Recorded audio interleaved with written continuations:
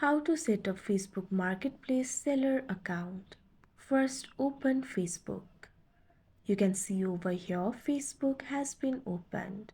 Make sure you're logged into your account. Tap on the three lines that you can see at the top left corner of your screen. Tap on the option Marketplace.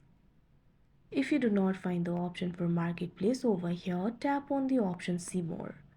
Find the option for Marketplace and tap on it. Now you can access the Marketplace. Tap on the profile icon.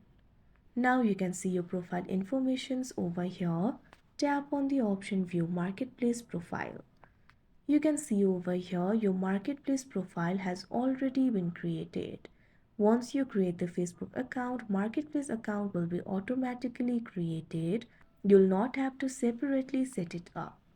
If you want to sell, you can go back. You can tap on the option Sell.